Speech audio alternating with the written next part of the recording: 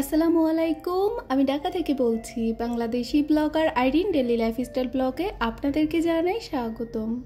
কাছে এবং দূরে, দেশ এবং দেশের বাইরে যে যেখান থেকে আমার আজকের ভিডিওটি দেখছেন, আশা করছি আল্লাহর রহমতে সকলেই ভালো আছেন। আমরা আলহামদুলিল্লাহ ভালো আছি।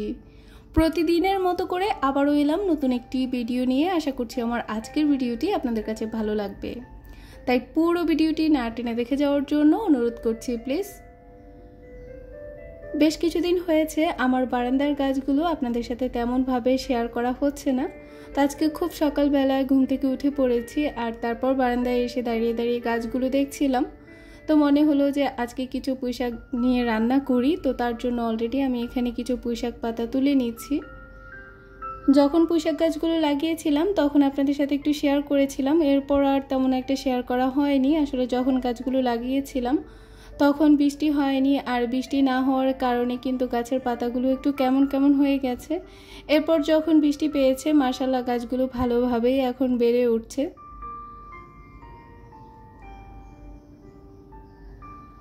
অনেকগুলো পুঁইশাক গাছ লাগিয়েছিলাম, সেটা আপনারাও দেখেছেন, তবে সবগুলো পুঁইশাক গাছ কিন্তু হয়নি, কিছু পুঁইশাক গাছ মারা গেছে। তো যেগুলো মারা গেছে ওই জায়গাটার মধ্যে কিছু মিষ্টি কুমড়ার বীজ লাগিয়েছিলাম, আর মাশাআল্লাহ করে ওইগুলো উঠছে।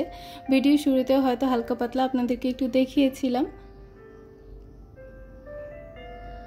তো এখানে কিছু পুঁইশাক পাতা তুলে ফেলেছি, আর ওই যে দেখতে পাচ্ছেন কর্নারে যে বস্তাটা আছে ওটার ভিতরেও কিন্তু কিছু মিষ্টি কুমড়ার বীজ লাগিয়েছিলাম। আমিও লাগিয়েছি, মাও লাগিয়েছে, আর এখন দেখছি যে মাশাআল্লাহ করে গাছগুলো উঠছে। মিষ্টি কুমড়ার শাক কিন্তু আমার বেশ পছন্দ, আমার কাছে খুব ভালো লাগে। তো গাছগুলো উঠছে যখন খুব খুশি হচ্ছিলাম, আর মনে মনে বলছিলাম যে আল্লাহ গাছগুলো যাতে অনেক বড় হয়।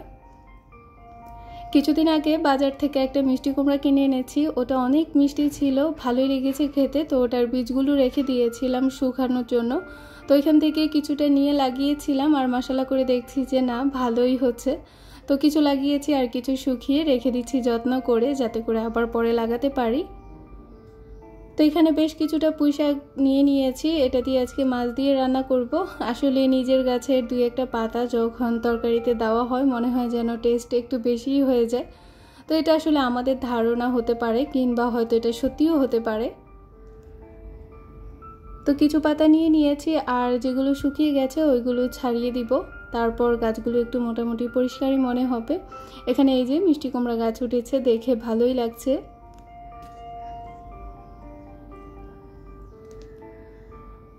যারা যারা অলরেডি আমার ভিডিওটি দেখা শুরু করে দিয়েছেন, আপনাদের সবাইকে রিকোয়েস্ট করব প্লিজ ভিডিওটি দেখা মাত্রই একটি লাইক দিয়ে দেবেন, কারণ আপনাদের একটি লাইক কিন্তু আমার ভিডিওটাকে আরও অনেকের কাছে পৌঁছে দিতে সাহায্য করবে।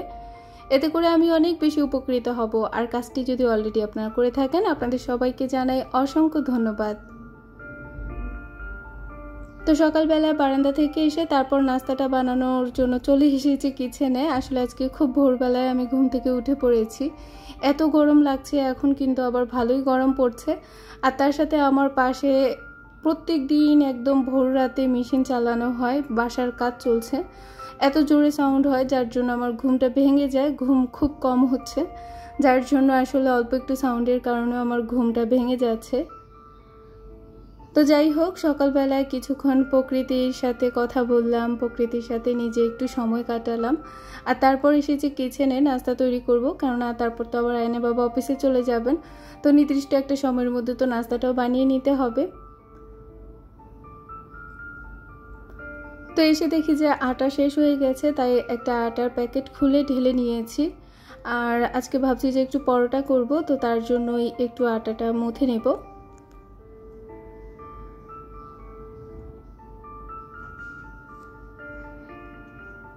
রেগুলার কাজগুলো যখন রেগুলার আপনাদের সাথে শেয়ার করি, আমার নিজেরও খুব খারাপ লাগে যে রেগুলার এক কাজ কতবারই বা দেখাবো। তো তার জন্য আমি সবসময় দেখা যায় যে ভিডিওতে একই কাজ তুলে ধরি না, এক এক দিন এক এক রকমের কিছু আপনাদের সামনে তুলে ধরার চেষ্টা করি। জানি না আপনাদের কাছে কেমন লাগে আমার ভিডিওটা, তবে আপনারা যত সুন্দর করে কমেন্ট করেন, আপনাদের কমেন্টগুলো যখন পাই পড়ে কিন্তু আমার কাছে বেশ ভালো লাগে।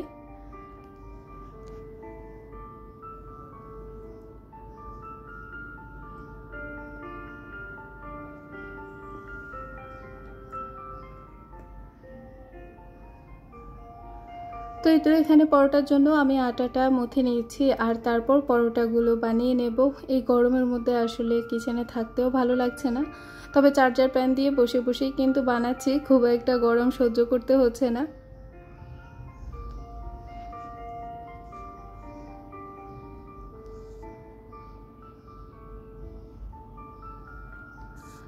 গতকাল যখন আমি চুলা নিয়ে অনেক রিভিউ দিয়েছিলাম আর অধিকাংশ আপুরা আমাকে কমন একটা প্রশ্ন করেছেন, সেটা হচ্ছে আপু আপনার অনেক ধৈর্য আছে যার জন্য আপনি কারেন্টের চুলায় নীরবে রান্না করতে পারেন। কারেন্টের চুলায় রান্না করার জন্য কিন্তু অনেক ধৈর্যের দরকার।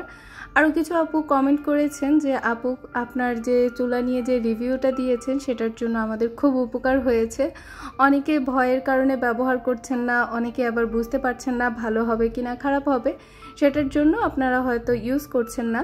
তো আমার কিছু কথা কালকে শুনে অনেক আপুর উপকার হয়েছে। আবার অনেক আপু যে বলেছেন আমার অনেক ধৈর্য আছে, সেটা শুনে আমার কাছে অনেক ভালো লেগেছে।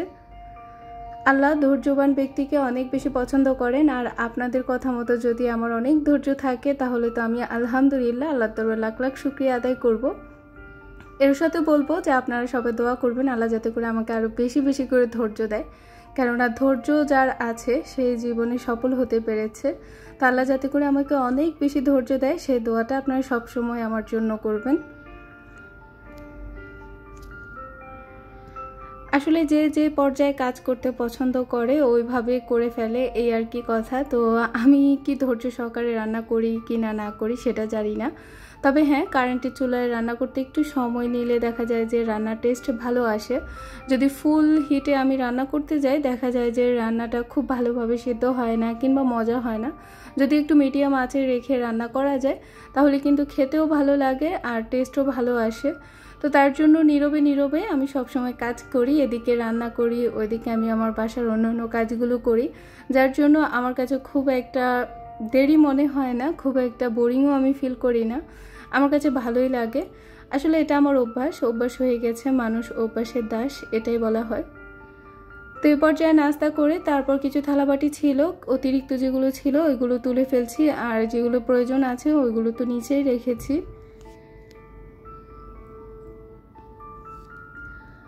অফ ক্যামেরায় আয়নকে একটু পরিয়েছি আর তারপর এসেছি আবারও কিচেনে। অলরেডি আমি পোশাকটাকে কেটে ধুয়ে রান্না করতে বসিয়ে দিয়েছি।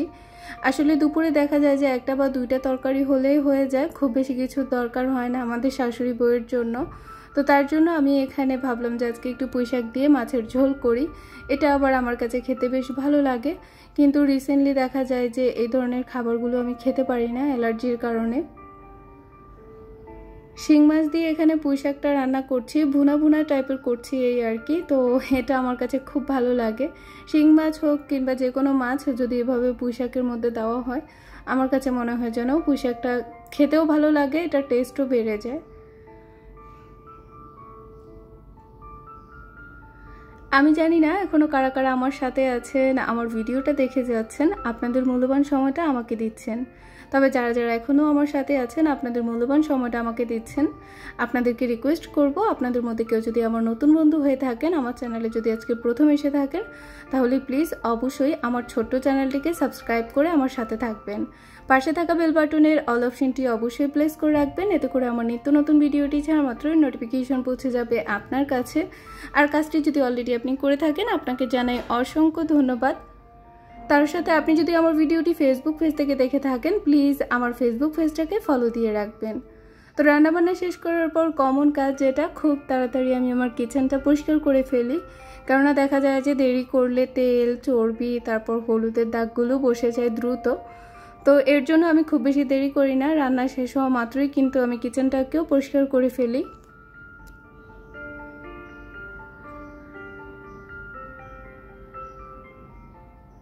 সবার আগে আমি যেটা করি, এটা আমার রেগুলার আপুরা জানেন যে আমি সাবান জল দিয়ে ভালো করে আগে ঘষে মেজে নেই কিচেনের তাকগুলো, আর তারপর আমি সুতির একটা ন্যাকড়া ভিজিয়ে পুরো কিচেনটাকে মুছে ফেলি একদম শুকনা শুকনা করে।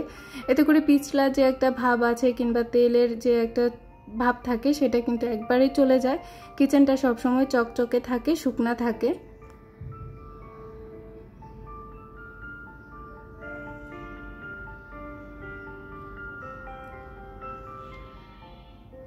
তো এই তো আজকে কিন্তু ভিডিওর একদম শেষ পর্যায়ে চলে এসেছি। আজকে কিচেন পরিষ্কার করতে করতে আপনাদের থেকে বিদায় নিব। কেমন লেগেছে আমার ভিডিওটা অবশ্যই জানাবেন। যদি আমার কোনো ভুল আপনাদের চোখে পড়ে অবশ্যই সেটা আপনার ক্ষমার দৃষ্টিতে দেখবেন, ভালোবেসে আমার ভিডিওটা দেখে যাবেন। তো এই তো ছিল আমার আজকের আয়োজন। কেমন লেগেছে আবারও বলছি আমাকে জানাবেন। বরাবরের মতো করে আমি সবার সুস্বাস্থ্য কামনা করছি।